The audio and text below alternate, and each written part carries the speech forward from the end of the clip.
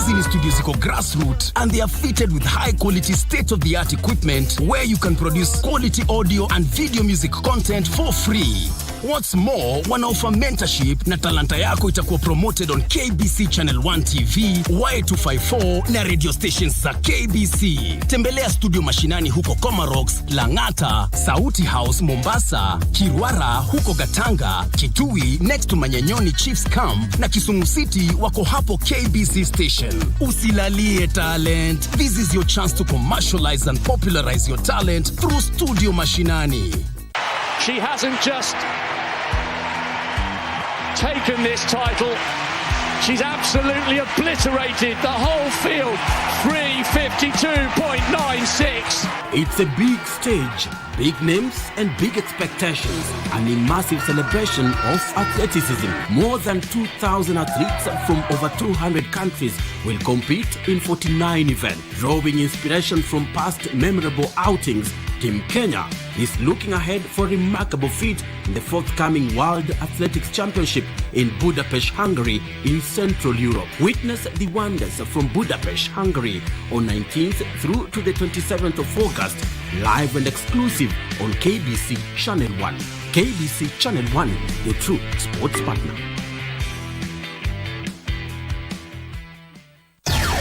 Live from Broadcasting House, Nairobi, Kenya. This is KBC English Service. Welcome to Beat Time Show, the very best of the 80s and 90s. Me, John Korani, JK. Timeless music hits across the decades. This is the place to be after you've had a tough day. Here we celebrate love and life.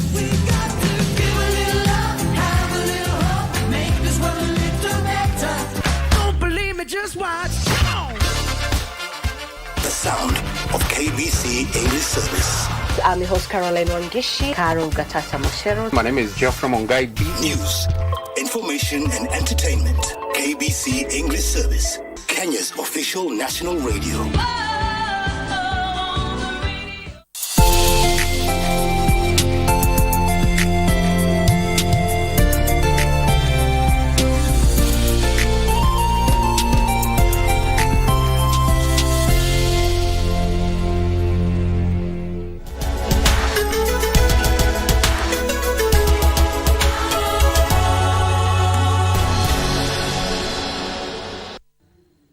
Ujambo popote unapotazama KBC Channel 1 Jumatatu hii ya tarehe 21, mtazamaji, nikitumai huna neno popote ulipo. Mimi ni Zainab Said. Karibu tena kwenye awamu nyingine ya Kurunzi Mashinani, ambapo tunakujuza taarifa kemkem kutoka kaunti zote 47 nchini na pia taarifa ambazo zinagonga vichwa vya habari kitaifa.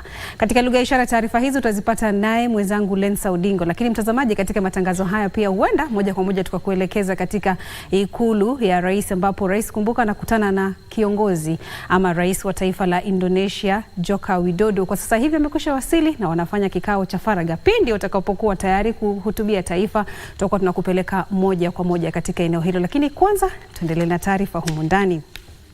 Mtazamaji, na tuanze na taarifa kwamba serikali za kaunti zimehimizwa kubuni mazingira bora ya kuvutia wawekezaji wa kibinafsi kwa minajili ya kupiga jeki ustawi wa uchumi. Katibu katika Wizara ya Biashara, Uwekezaji na Ustawi wa Viwandani, Abubakar Hassan, amesema ajenda ya serikali za kuimarisha uchumi kuanzia mashinani itavutia vitega uchumi kunradhi kutoka humu nchini na hata kimataifa na kuigeuza Kenya kuwa kitovu cha uwekezaji. Hassan alitoa wito kwa serikali za kaunti kushirikiana na wawekezaji wa kibinafsi ili kubuni ajira na kufanikisha ukuaji wa uchumi.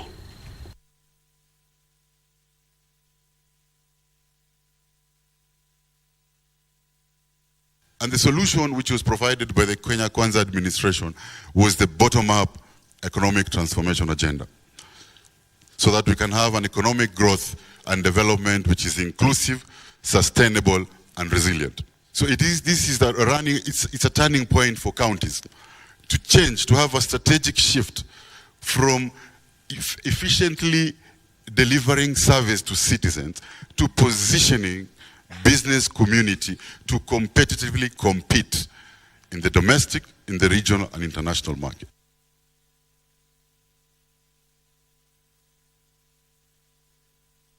Tusalie katika masuala ya ukuzaji uchumi na biashara na sasa katika kaunti ya Samburu ambapo mwakilishi wa kina mama kaunti ya Samburu Pauline Lengoris ametoa mchango wa fedha kwa kina mama za kuendeleza biashara yao ya shanga. Hatua hii imejiri baada ya hali ngumu ya maisha kushuhudiwa kutokana na kipindi kirefu cha ukame. Hali mbaya ya uchumi imeathiri maisha ya wakazi wengi wa kaunti ya Samburu baada ya mimea yao kunyauka huku mifugo ikiangamia kufuatia ukosefu wa malisho. Ni hali ambayo imemchagiza mwakilishi wa kina mama katika kaunti ya Samburu Pauline Lengoris kufadhili zaidi ya makundi 90 ya kina mama ili kuwawezesha kujikimu kimaisha. Vilevile mbunge huyo wa kaunti amewajengea kina mama masoko ya kushonia shanga ili wawe na mandhari bora ya kutekeleza biashara zao. Hiyo pesa mimi najua itaenda kubadilisha maisha yao kina mama. Watafanya kazi.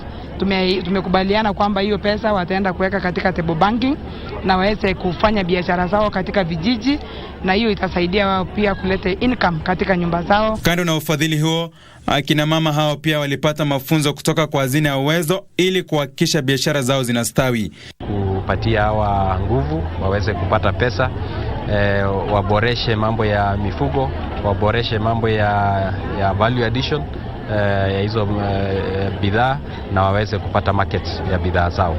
Akina mama walionufaika kutokana na mpango huo walimpongeza mbunge huyo wa kaunti kwa uhisani wake na kutoa wito kwa mashirika mengine pamoja na serikali ya kitaifa kutafuta masoko ya shanga. Sisi tumepata kusaidika, tumepata pesa ya maendeleo ya wamama. So tuna promise kiongozi wetu ya kwamba ile pesa ambayo tumepata tutaenda kufanya kazi ili kila mtu ajipate ameshughulika na mambo na biashara, maana mara mingi tunajipata tuko idle, hatuna pesa ya kufanya kazi. Grassroots nikiripotia Kurunzi mashinani. Mtazamaji, wa ufugaji katika kaunti hiyo ya Samburu wamehimizwa kukumbatia upanzi wa mimea ya chakula inayoweza kuhimili makali ya kiangazi kama njia ya kufanikisha jitihada za kukabiliana na athari za mabadiliko ya hali ya hewa. Haya ni kwa mujibu wa maafisa wa misitu waliotoa uhamasisho kwa jamii za wafugaji kuhusu umuhimu wa kutunza mazingira. Saniwa Rose ambaye ni afisa wa misitu kaunti ya Samburu aliwajibikia utoaji mafunzo kwa wafugaji wa eneo hilo kuhusu haja ya kulinda na kutunza mazingira, huku akihusisha katika shughuli za upanzi wa miche ya miti ya kiasili ambayo alisema ina manufaa mengi. Tunaonesha pia utumizi wa biochar ambayo ni kitu inatumika kwa upanzi wa miti ambayo inasaidia ukishatumia biochar wakati unapanda miti, hiyo wakati wenye jua inawaka mahali penye umepanda miti hapo hivyo haiyayuki haraka, unapata hiyo maji inabaki kwa mchanga muda mrefu. Na afisa wa shirika lisilo la serikali la Plant Village katika kaunti ya Samburu Jenisa Kokoyo alibaini kuwa kando na kuwapa wafugaji hao miche ya miti, vilevile wamekuwa wakihamasisha mara kwa mara kuhusu athari za mabadiliko ya tabia nchi. Tumekuwa na upungufu wa chakula na mifugo. Saizi tunawa encourage kufanya farming together with tree planting. We can say agroforestry.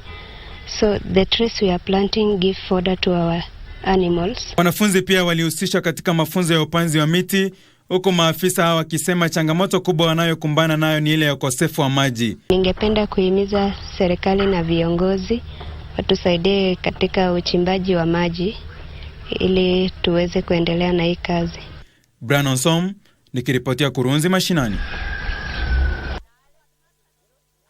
Mtazamaji, kwa taarifa hiyo ya Brian Osong, kama vile nilikuwa nimekuelezea pale awali, tutakuwa tunaelekea katika ikulu ya rais ambapo kuna kiongozi rais atakuwa anahutubia taifa akiwa na rais wa Indonesia. Moja kwa moja tuweze kusikiza tu ni yapi viongozi hao wanatuelezea.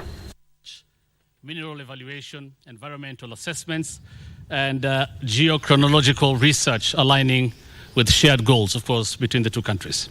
It will now be signed, that MOU, by the Cabinet Secretary of Mining, Blue Economy and Maritime Affairs of Kenya and the Minister of Energy and Mineral Resources of the Republic of Indonesia.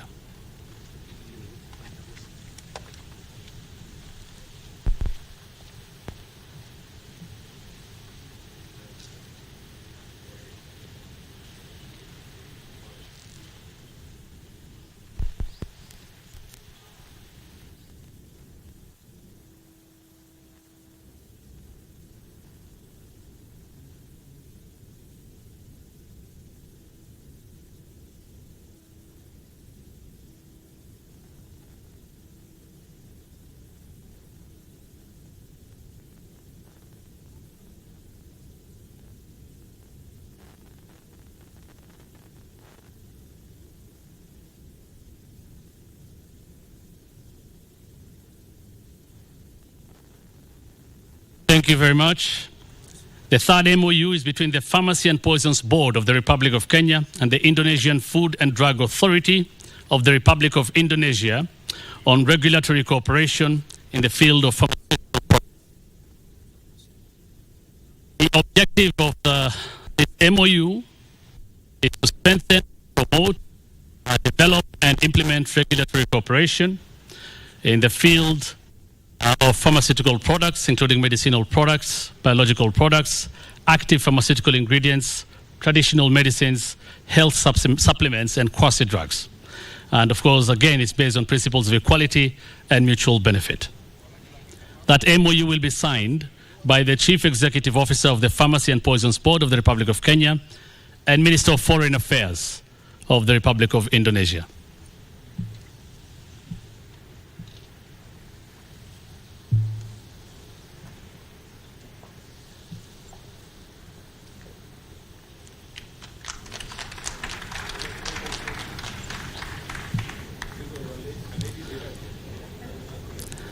The fourth MOU is between Kenya Biovax and Biopharma of Indonesia.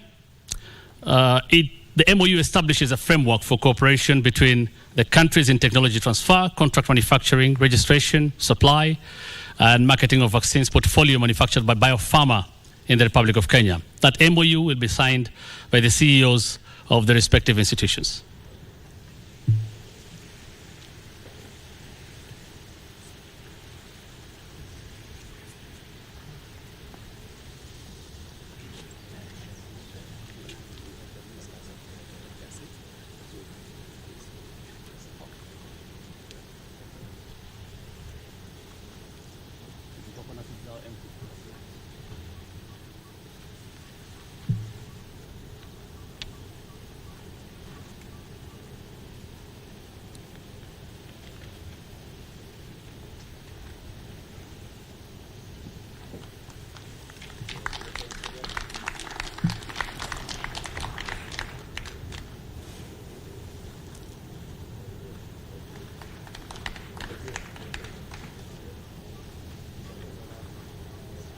And finally, a letter of intent to express the intention of the two countries to strengthen collaboration on the promotion of investment flows from or between both countries. This will be signed by the Cabinet Secretary, Ministry of Investments, Trade and Industry for Kenya, and the Minister of Foreign Affairs from the Republic of Indonesia.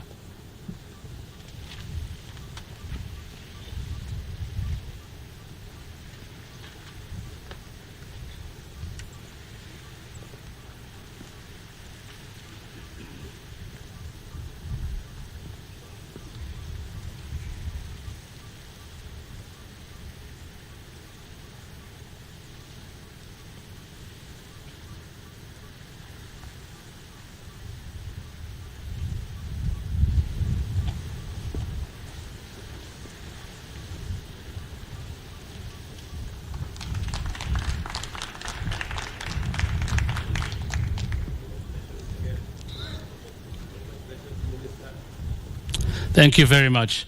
I now kindly invite the respective ministers and officials that have signed the MOUs to take their seats with the rest of the delegations, and thereafter invite you, Your Excellencies, to address the media. Thank you.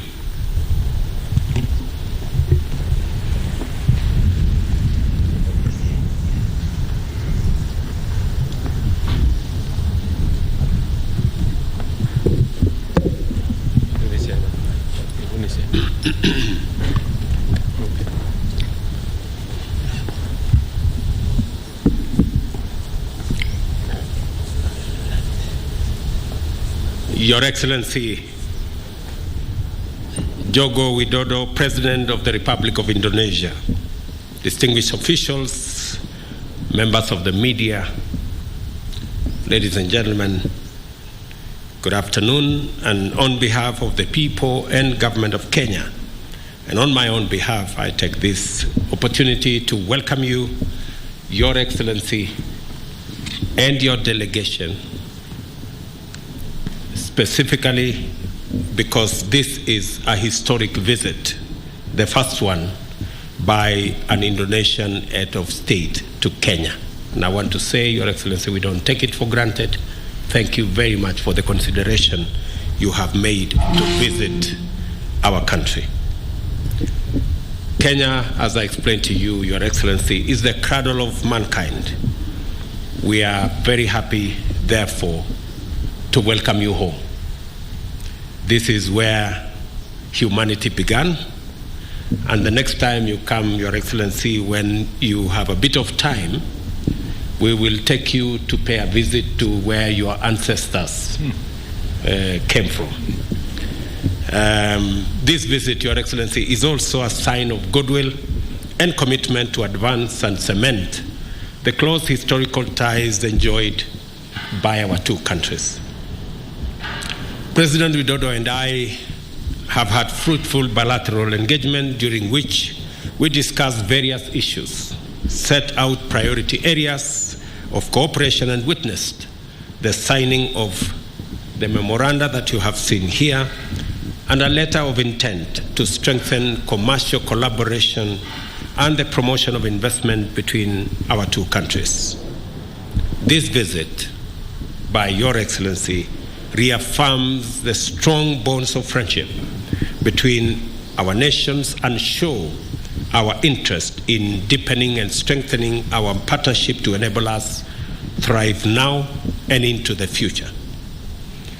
During our discussions, President Widodo and I seized the opportunity to share ideas about scaling up on collaboration to seize an emerging opportunity towards improving the balance of trade between our two countries. The position at the moment is that we are importing close to $500 million of products of different categories from Indonesia, and we export just under $100 million of product. That speaks two things. Number one, that we have an uneven trade imbalance, and also that the scope is not what we would expect. Both those give us the two opportunities to balance our trade, but to also scale up our trade between our two countries. The instruments that have been signed here will go a long way in providing the necessary environment for us to scale up that trade. I have also agreed with my good brother, President Widodo, and our delegations that we will be working on a preferential trade agreement between our two countries that will be concluded, as has been instructed by the President and I, in the next 90 days, so that we can provide an even clearer platform and an opportunity for private sector, public sector, and partnerships in different configurations to enhance trade between our two countries. We've also discussed trade and investment as well as collaboration in education and vaccine development. I'm happy to inform you that His Excellency President Widodo and I have witnessed this signing of memorandum here in cooperation in different areas, in energy, which will facilitate investment in energy, geothermal to be specific, transmission and distribution of the power that will be generated. There has been extensive engagements with the private sector on this subject, and it is my belief that this will yield results very shortly. We have also witnessed the signing of cooperation agreement in mining and geology, which will involve joint studies, knowledge sharing, and capacity building between our two countries. I did send already officials from our Ministry of Mining earlier last month, led by the permanent secretary from that ministry, to go and work with their Indonesian counterparts, especially on building our capacity around our geology labs and facilities and knowledge. And I am very happy that today we have finally signed the agreement the MOU, that will make this a possibility. And I have requested His Excellency the President for the very well-developed mining industry in Indonesia to work with us to unlock our own huge potential in the mining space. Our two nations have also concluded an MOU between the Kenya Pharmacy and Poisons Board and the Indonesia Food and Drug Authority, which will facilitate the strengthening, promotion, development, and implementation of regulatory cooperation in pharmaceutical products. Specifically, we have agreed with His Excellency the President that we should never find ourselves in the place where we did when the COVID pandemic hit, where we didn't have facilities to produce our own vaccines or pharmaceutical products, and that it's time for us to work collaboratively and bring on board the private sector to ensure that we develop capacity and we ensure that we can produce vaccines and other products, pharmaceutical products, for our countries, especially in the global south. And I am very excited that there is opportunity for both Kenyan and Indonesian companies to collaborate and our two countries to benefit from the easy access of pharmaceutical products. An MOU that establishes a framework that was signed by Biofax and Indonesia Biopharma for cooperation also in the space of technology transfer, contract manufacturing, registration, supply, and marketing of vaccines portfolio that will be manufactured by Biopharma, an Indonesian company in the Republic of Kenya. Again, a welcome development for investments from our sister country of Indonesia in Kenya. Additionally, our two countries have also signed a letter of intent to strengthen collaboration on the promotion of investment flows between Kenya and Indonesia. Again, His Excellency the President has been gracious to also provide leadership so that we can conclude a bilateral investment treaty within the next 3 months, also to make sure that we do not miss the opportunities that come as a result of the visit of my brother, President Widodo. Our respective ministers will continue to engage in bilateral discussions to conclude additional frameworks of cooperation in agriculture, education, and other areas of mutual interest to anchor up business-to-business relations, which is the lifeblood of our thriving interstate cooperation. 6 additional MOUs have been signed between our trade facilitation institutions during this visit in the following sectors: oil and gas, pharmaceuticals, edible oils, agriculture, including livestock, exports, and apparel production. And let me say here specifically that the great country of Indonesia expects our Kenyan livestock sector to export at least 100,000 livestock to Indonesia every year.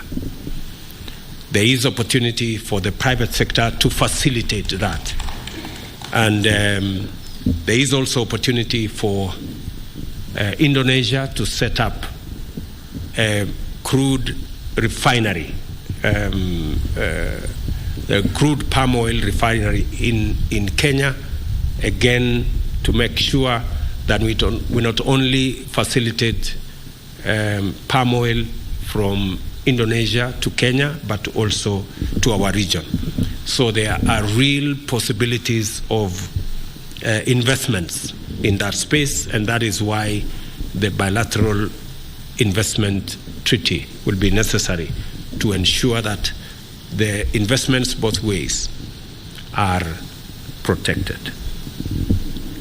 These value addition ventures will catapult the value of our trade relations and leverage on the comparative advantage of Kenya to access the East African and the African market, and for Indonesia, for us to also access the ASEAN market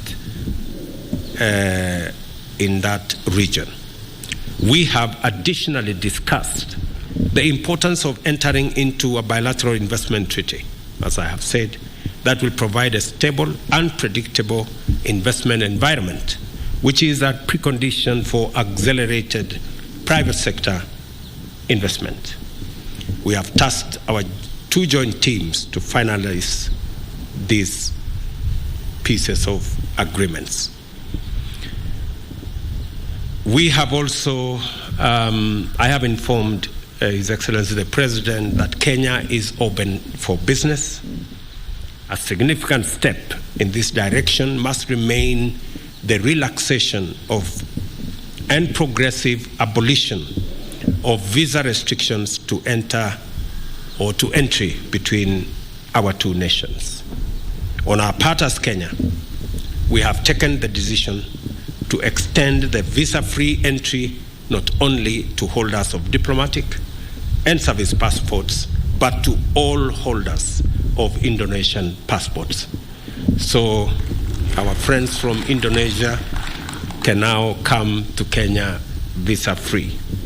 I also had the pleasure to brief His Excellency the President on the upcoming Africa Climate Summit to be held in Nairobi from the 4th to the 6th of September this year, underscoring the primacy of cooperative approaches in the search for solutions to the most pressing global challenges of our time. And I appreciate Mr. President has informed me that they will be holding almost a similar feat in Indonesia between the 5th and the 7th, but he has graciously agreed to send a delegation at the ministerial level to represent Indonesia in our Africa Climate Summit. Additionally, I expressed Kenya's position on the imperative to democratize global governance and financial institutions, including the United Nations Security Council, and make it much more inclusive and reflective of the current geopolitical context and dynamics. I also briefed my brother, President Widodo, on the expansion and renovation of the United Nations office in Nairobi to match facilities elsewhere in UN offices globally. President Widodo has assured me of Indonesia's support for this expansion, and Mr. President, I want to give you our appreciation as a government and as a people.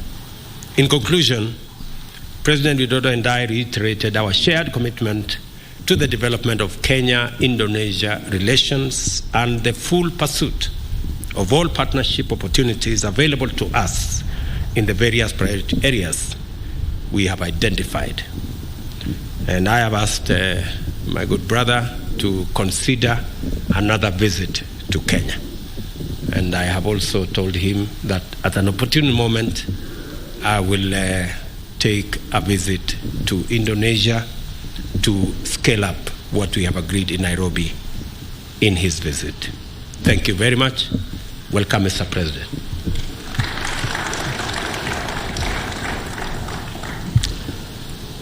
Yang Mulia Presiden William Ruto, suatu kehormatan bagi saya berkunjung ke Kenya. Indonesia dan Kenya memiliki kedekatan historis sejak konferensi Asia Afrika tahun 1955 dan gerakan non-blok tahun 1961. Kenya adalah sahabat penting Indonesia dan Indonesia juga terus berkomitmen untuk memperkuat kerjasama dengan Kenya. Dalam pertemuan tadi kami telah membahas beberapa hal. Yang pertama, peningkatan perdagangan yang mencapai 507 juta US dollar di tahun 2022 dan perlu diperluas dengan penjajakan berbagai peluang-peluang lainnya. Indonesia dapat menjadi pintu masuk ke Kenya, ke ASEAN, dan Kenya dapat menjadi pintu masuk as an entry point for Indonesia to sub-Saharan Africa. Therefore, I encourage the establishment of a preferential trade agreement as soon as possible. Second, Indonesia wants to increase investment in Kenya, particularly in the energy sector. To this end, I kindly request your support for a Pertamina's investment with the Geothermal Development Company valued at $1.5 billion and with Guma Group to be soon realized and expanded into the new and renewable energy sector, as well as the need to establish a bilateral investment treaty between our two countries. Third, cooperation between respective food and drug regulatory authorities of both countries and cooperation between Biopharma and Biofax with Generics Africa Limited on vaccines and pharmaceutical products. I hope that this cooperation can be expanded to medicinal products and other pharmaceutical items. Fourth, I have also conveyed Indonesia's commitment through Indonesian aid for Kenya in the fields of healthcare, food security, and disaster management. Onwards, this will continue to be enhanced, particularly in the sectors prioritized by Kenya. Fifth, in today's condition of global uncertainty, it is time that we reinforce the Bandung spirit among nations of the global south. It is time for the world to listen to the voices and interests of developing nations, including their right to make development leaps.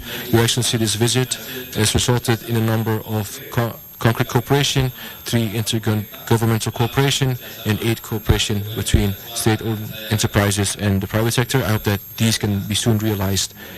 In closing, I invite President Ruto to visit Indonesia. Thank you. President Ruto, thank you very much.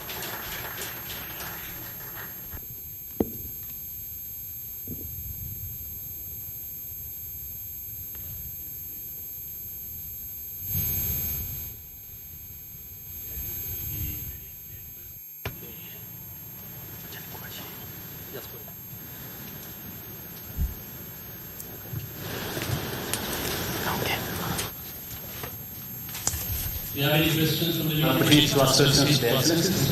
Are there any questions from the media?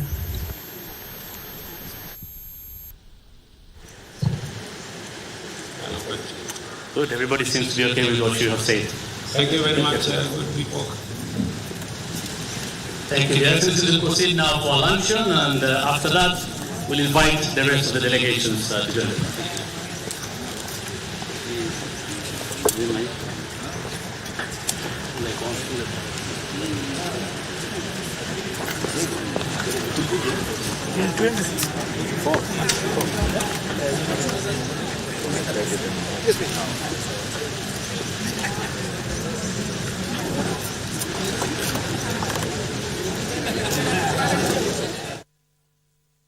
Mtazamaji, picha unazoziona moja kwa moja zinatoka katika ikulu ya rais hapa Nairobi, ambapo rais alikuwa anakutana na rais wa Indonesia Joko Widodo. Wamekubaliana tu, wametia mkataba ya kufanya kazi kadhaa, ikiwemo kushirikiana katika sekta ya kuzalisha kawi na pia usambazaji na pia sekta ya afya.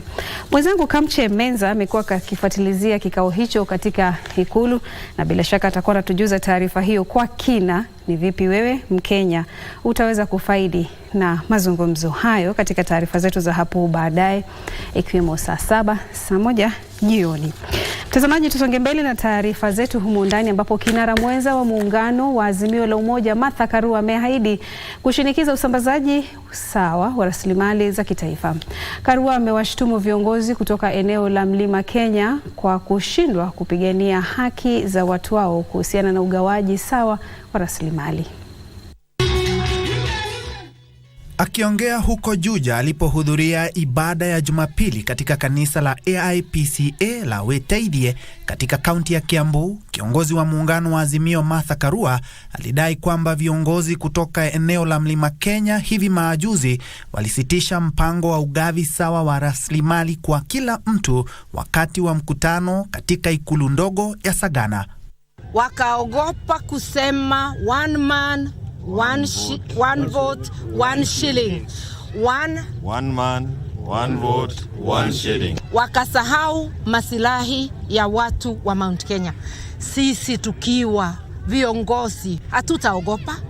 Tutaitisha haki yetu kulingana na katiba. Kiongozi huyo wa chama cha NAK Kenya alitofautiana na serikali kwa kile alichokitaja kuwa utoaji mikopo ya elimu ya juu kwa kuzingatia uwezo wa kifedha wa mwanafunzi, ambapo aliitaja kuwa njama ya kuwabagua wanafunzi wengine. Hiyo mvumo mpya wa kugawa pesa ya university loans, kwanza ni loan sio free. Hiyo ya kusema ati unaangalia vile wazazi wako, hiyo ni mlango umefunguliwa wa kubagua. Sisi zote viongozi wengi wetu tumesoma na nini? Patia watoto wa Kenya bila kubagua loan wasome kama wewe. Viongozi waliohudhuria ibada hiyo walisema uongozi wa Azimio utaendelea kuishinikiza serikali kutoa huduma bora. Tumekuwa tukisema kwamba ile inatufaa kama wale wengine ni mambo ya one man, one vote, one shilling. Sisi wote, na ni vizuri kusema ya kwamba wale ambao wako uongozini, sisi ambao unatuona hapa, it is the first generation of leaders ambao wamefunzwa na Ron hapa Kenya. And it is very unfair ati ya kwamba tunaweza kuwa sisi are the first generation alafu tuwanyime vizazi zetu nafasi kama ile. You can never help a country if you make education unaffordable. The starting point, elimu, lazima kila mtu aweze kwenda shule. Bentroy Njue, Kurunzi Mashinani. Bila shaka mtazamaji, mfumo huo mpya wa serikali wa kufadhili masomo ya vyuo vikuu unazidi kuzua hisia mseto miongoni mwa wadau. Tusalie katika masuala hayo ya elimu, ambapo wakfu wa benki ya Equity unaadhimisha hatua muhimu katika kukuza elimu ya msingi na ya juu hapa nchini. Afisa mkuu wa masuala ya dhima katika wakfu huo, Samuel Gitwekere, amesema miradi ya ufadhili wa elimu ya benki hiyo ikiwemo Wings to Fly na elimu scholarship imefikia 82% katika kuwasaidia wanafunzi kutoka jamii maskini. Ya Kisi, ambapo wakati wa makala ya 13 ya utoaji ushauri kwa wanafunzi waliofadhiliwa, Gitokere alisema wanafunzi 8,500 wamenufaika na ufadhili huo mwaka huu. Tumekaa hapa kwa siku 3 ambapo tulikuwa tunajaribu kuhimiza hawa wanafunzi wafanye bidii katika masomo yao ili maisha yao ya baadaye yakuje kubadilika. The Equity Wings to Fly program and the Elimu programs have fully sponsored over 55,000 scholars to go through the secondary school programs across the country. So it's a very successful program with an 82% transition rate from secondary school to university.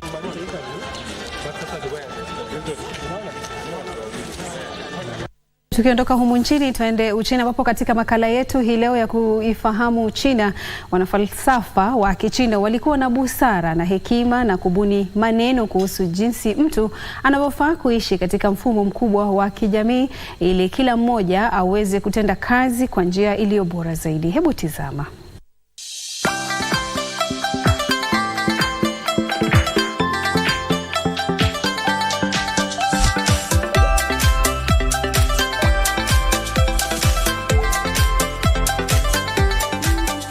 Utawala bora unahitaji kutoa kipaumbele kwa ustawi wa watu. Itikadi ya maendeleo inayozingatia zaidi watu sio dhana ya kufikirika tu au isiyoeleweka. Haipaswi kubaki kuwa kauli ya mdomo tu au kuwa wazo tu, bali inapaswa kuonekana kwenye nyanja zote za maendeleo ya kiuchumi na kijamii. Ni lazima tuimarishe ubwana wa watu, tuitikie matarajio ya watu kuwa na maisha bora, tutambue, tulinde na kuendeleza maslahi ya kimsingi ya umma. Tunapaswa kuhakikisha kuwa maendeleo ni ya watu, yanawategemea watu na yanawanufaisha wananchi, yakiwa ni mafanikio ya pamoja. Ingawa njia inaweza kuwa karibu, haitafikiwa bila kuchukua hatua. Ingawa kazi inaweza kuwa ndogo, lakini bila juhudi haiwezi kukamilika. Huu ndio ukweli wa kudumu. Linapokuja suala la kuwa mtu na kufanya mambo, jambo baya zaidi ni kuongea bila vitendo au kuwa na malengo makubwa lakini uwezo mdogo. Iwe ni kusoma au kufanya kazi, lazima mtu akabiliane na ukweli, ajihusishe na uzoefu wa vitendo na apate maarifa ya kweli kupitia uzoefu. Utambuzi wangu wa kina kutoka kwa kazi ya muda mrefu ni kwamba ujamaa unafikiwa kwa kuchapa kazi. Tunapaswa kupenda mazingira ya asili. Kuchimba na kutumia maliasili kwa kujizuia ni kiini cha ustaarabu wa kiikolojia. Tunapaswa kutetea maisha rahisi, ya wastani, yasiyo na uchafuzi na hewa chache ya kaboni, kukataa matumizi kupita kiasi na ufujaji, na kuendeleza maisha ya kistaarabu na mtindo wa maisha unaozingatia afya.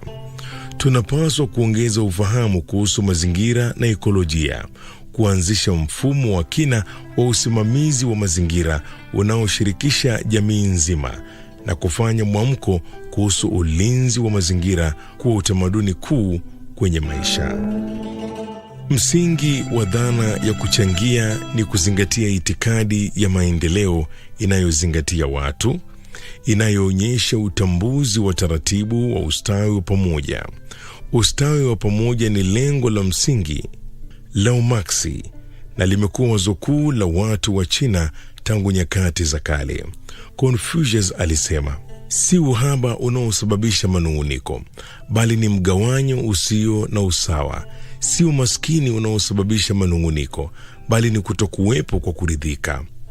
Mencius alisema, ninapokuwa na wazazi wenye umri mkubwa, nitawatendea huku nisisahau wazazi wa wengine wenye umri mkubwa.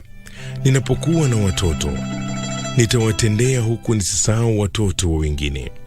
Kitabu cha Maadili na Vitendo vyake kinaelezea vizuri kuhusu hali ya jamii yenye maisha bora na jamii ya mapatano makubwa.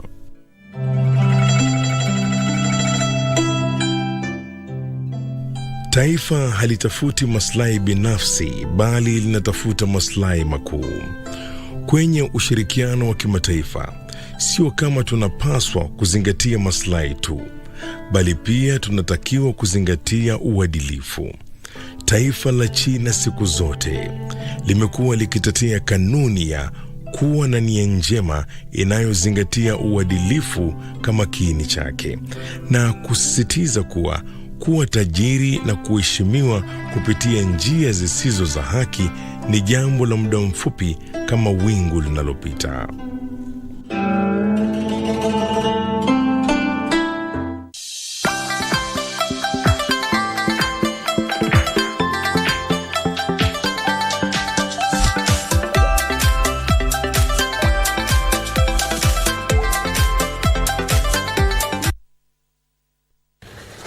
Yamekuwa makala Ifahamu Chini ambayo imetiwa sauti na Jacob Mogoa, mtazamaji, na makala hayo yanakamilisha Kurunzi Mashinani awamu hii, lakini kwa sababu za muda hatutaweza kuwa na majadiliano kwenye tamrini. Mazungumzo haya yatakuwa yanaendelea hapo kesho, lakini mimi nakuaga na kwa niaba ya wale wote walioshirikiana kuhakikisha kwamba taarifa hizi nakujia katika njia iliyo safi kabisa, ikiwa mwelekezi wangu wapiga picha na pia mhariri wangu Agri Muteve, tunasema asante sana. Katika lugha ya ishara amekuwa ni Lensa Odingo. Mtazamaji, nikiondoka na kuacha na makala ama mahojiano ambayo aliyefanya Irene Muchuma ambayo yuko katika eneo la Masai Mara katika mbuga hiyo katika kaunti ya Narok, ambapo ambapo kaunti hiyo inaendeleza warsha ya kuangazia tamaduni za Maa za jamii za Maa. Mtazamaji, moja kwa moja na kuacha na makala hayo.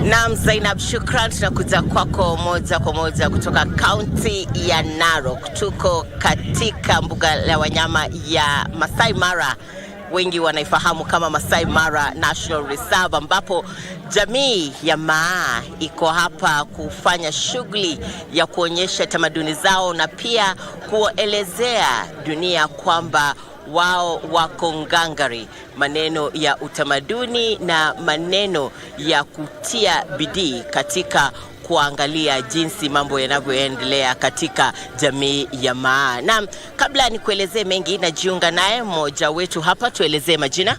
Kwa majina naitwa Mheshimiwa Masi Resiato. Mimi ni mmoja wapo wa kamati ya utamaduni kaunti yetu ya Narok.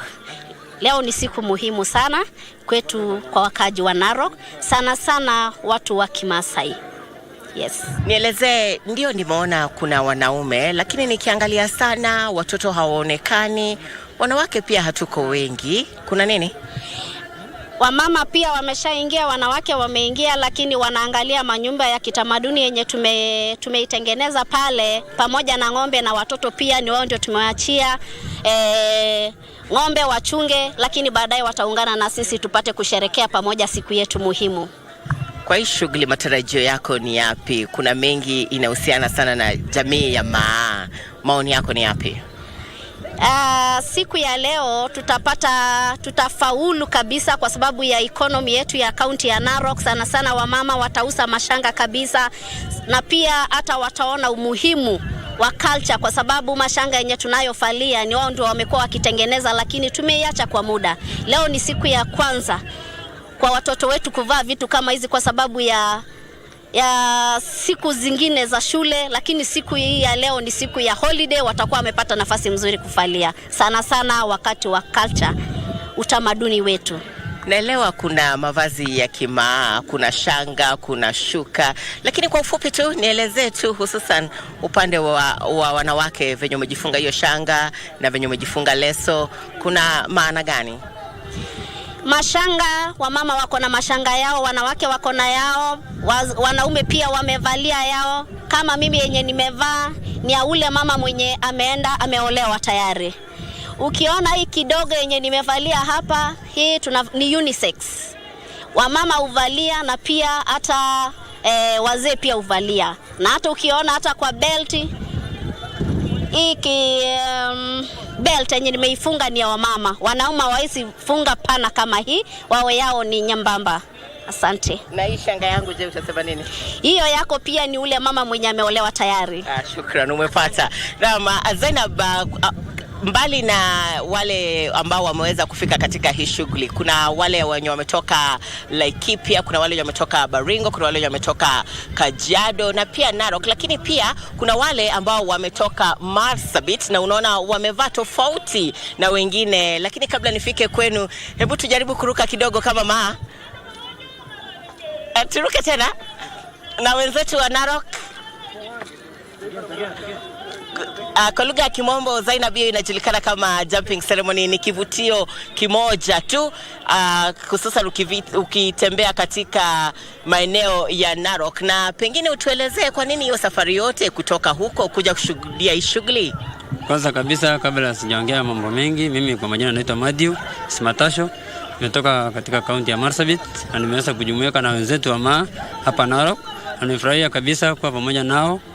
Hapa tumekuja kwa sababu ya kusherehekea Maa, culture ya Maa, na pia sisi tukiwa upande wa Marsabit, tukiwa Rial, ni kama tuko na mila moja ambayo ni mila ambayo inaambatana na mila yao, na tumeweza kujumuika nao na kuweza kusherehekea pamoja sherehe hii. na tumesema asante kwa venye wametukaribisha, hata ingawa safari ni mbali, tunasema asante Mwenyezi Mungu ambaye ametuwezesha kufika siku ya leo. Shukran. Ni shughuli ambayo itaendelea kwa siku 4 na pengine pia tuweze kupata maoni yako. Imefanyika mara ya kwanza katika kaunti ya Narok na huenda mwaka ujao tukaenda kaunti nyingine. Maoni yako ni ipi kulingana na hii shughuli? Tunasema kwamba hii ni utamaduni wetu. What is our culture is our heritage, it's our pride. It is a social cultural event. This is where a high percentage of our social activities, economic activities, cultural activities are combined. They are social cultural events. Kwa hivyo tunasema kwa dunia, karibuni sana Narok County. This is our culture, this is our pride. Na inafanya sana kutukuza utamaduni wetu katika Masaini. Na pia tuko katika bugani ya Masai Mara na tumeanza pia kuuza katika tourism industry. Kwamba we are still keeping our culture, we are still keeping our heritage, and we are still coexisting as a Maasai cultural communities. We have several Maasai communities combined. We have this from Samburus, we have from Gems, where we call the Gems, we have the Laikipias, where they go Sinkishu. So this event has combined all Maasai communities across Kenya and even beyond Tanzania. So that is our welcome.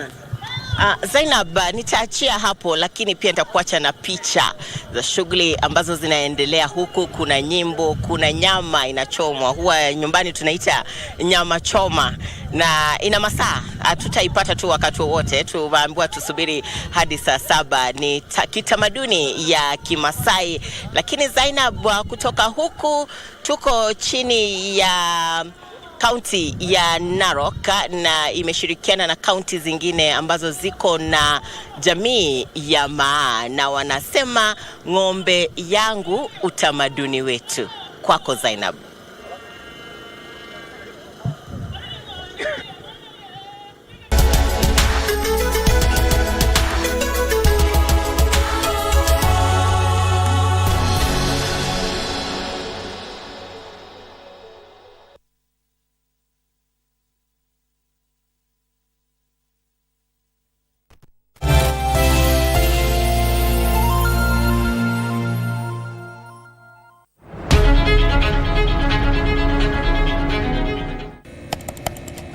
Technology has become a crucial part of our society. Without technological advancements, so much of our everyday lives would be drastically different.